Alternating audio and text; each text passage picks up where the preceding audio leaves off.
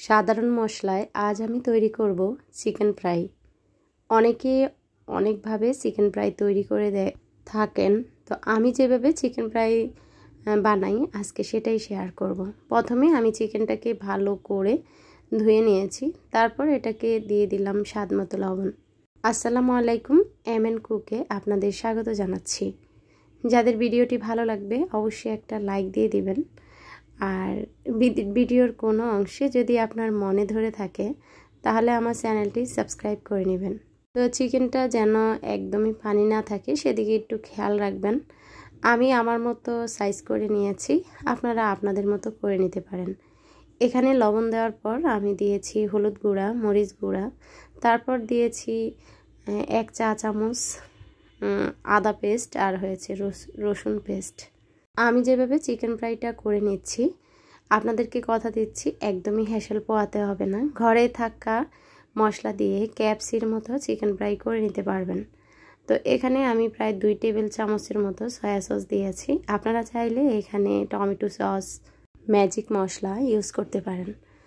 তো যত বেশি মশলা দিবেন আসলে আমি মনে করি ততই ভেজাল। তো যাই হোক, আমি আমার মতো করে নিচ্ছি, আপনারা চাইলে আরও কিছু অ্যাড করতে পারেন। এখানে আমি প্রায় 1 কাপের মতো ময়দা দিয়েছি, আর 2 টেবিল চামচের মতো দিয়েছি কর্নফ্লাওয়ার। আপনাদের হাতের কাছে যদি কর্নফ্লাওয়ার না থাকে কোনো সমস্যা নেই, আপনারা সেটা স্কিপ করতে পারেন। তারপর এখানে 1 টেবিল চামচের মতো দিয়েছি মরিচ গুঁড়া, তারপর 1 চামচের মতো দিয়েছি জিরা গুঁড়া, আর দিয়েছি স্বাদমতো লবণ। এটাকে আমি ভালো করে মিক্স করে নিচ্ছি। এই মিশ্রণ থেকেই কিন্তু চিকেন ফ্রাইটা স্বাদের হবে, একটু দোকান স্টাইলের হবে। এই পর্যায়ে আমি যেটা কর্নফ্লাওয়ার এবং ময়দাটা নিলাম, হালকা হালকা ছিটা ছিটা পানি দিয়ে, আপনারা কিন্তু দেখে বুঝতে পারছেন পুরাপুরি রুটির মতো ডো করব না, ঠিক এভাবে একটু হালকা হালকা ভিজিয়ে নিব। ডোটা একটু হালকা হালকা দলা পেকে যাবে, তো দেখে হয়তো বুঝতে পারছেন। যাই হোক, আমার পর্যায়টা করা শেষ। এখন আমি এটাকে একটু হালকা ছেলে নিচ্ছি। এটারও একটা কারণ আছে, আপনারা পুরো ভিডিওটা জুড়ে থাকবেন, আপনাদের ভালো লাগবে। যারা পেজ থেকে ভিডিওটি দেখছেন তাদের নিকট অনুরোধ রইল আমার পেজটি লাইক এবং ফলো দিয়ে রাখবেন, আর যারা ইউটিউব চ্যানেল থেকে দেখছেন তারা আমার চ্যানেলটি সাবস্ক্রাইব করে নেবেন। এই তো চালনি দিয়ে চালার পরলে যে পাউডারটা রয়েছে সেটা কিন্তু পড়ে গিয়েছে, আর এটাও আমাদের কাজে আসবে। সেই পাউডারটা আমি এখানে পানি দিয়ে একটা পেস্টের মতো তৈরি করব। তো বুঝতেই পারছেন আমার একটা ডোয়ে কিন্তু 2টা মিশ্রণ তৈরি হয়ে গেল। তো এটা দিয়ে আমি কি করব সেটাও আপনাদেরকে দেখিয়ে দিচ্ছি। আমরা যখন চিকেন ফ্রাই করি তখন কিন্তু ডিমের মধ্যে চিকেনটা ডুবিয়ে তারপর ব্রেড ক্রামে চুবাই।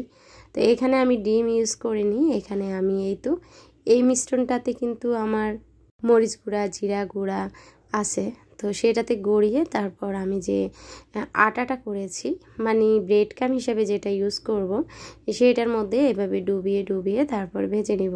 আমি আপনাদের কথা দিচ্ছি এইভাবে চিকেন ফ্রাই তৈরি করে দেখেন, খুবই মজা লাগবে। আর যারা তৈরি করেছেন তারা কমেন্টসে জানাবেন আসলে কেমন লেগেছে। একটু চেপে চেপে লাগাতে হবে, যেহেতু এই মিশ্রণটা মানে ব্রেড ক্রামটা আটা দিয়ে তৈরি। তো আমি কিন্তু আগে তেল বসিয়ে দিয়েছি, তেলটা যখন তাপ হয়েছে আর কি, তো তখনই চিকেনটা দিয়ে দিলাম। আর চিকেনটা দেওয়ার পর ভালো করে একদম লো হিটে চিকেনটা ভাজতে হবে, না হলে হবে কি উপরে যে ব্রেড ক্রামের অংশ সেটা পুড়ে যাবে আর ভেতরে চিকেনটা সেদ্ধ হবে না। তো তার জন্য একদমই লো হিটে আপনি চিকেনটা একটু সময় নিয়ে ভেজে নেবেন, তাহলে চিকেনটা ভিতর দিকটাও খুব ভালোভাবে সেদ্ধ হবে। তো এখন কিন্তু আমার চিকেনটা 1 ফিট হয়ে গিয়েছে। এভাবে আলতো হাতে একটা কাঁটা চামচের মাধ্যমে আমি এটাকে উল্টে দিচ্ছি। তো বুঝতেই পারছেন চিকেনটার লুক দেখে যে চিকেনটা কত ইয়াম্মি হয়েছে। একে একে আমি সবগুলা চিকেন ভেজে নিয়েছি। মাশাআল্লাহ, চিকেনগুলা কিন্তু খেতেও ইয়াম্মি হয়েছে, দেখতেও লোভনীয় হয়েছে। চিকেনটা আপনারা চাইলে এভাবেও খেতে পারেন। বৃষ্টির দিনে এরকম চিকেন ভাজা হলে তো কথাই নেই, বাচ্চাদের টিফিনে দিতে পারেন, বিকালের নাস্তায়, এমনকি কোনো অনুষ্ঠানেও এই চিকেনটা করে নিতে পারেন। তো আমি এই চিকেনের জন্য ফ্রাইড রাইস না, সাদা যে পোলাওটা আর কি সেটা তৈরি করেছি, সাথে যে চাইনিজ সবজিটা সেটা করেছি। তো এখন আমার ছেলেটাকে খাবার দিয়ে দিচ্ছি। আমার ছেলে এটা দিয়ে চিকেন খাবে, আবার খালিও চিকেন খাবে।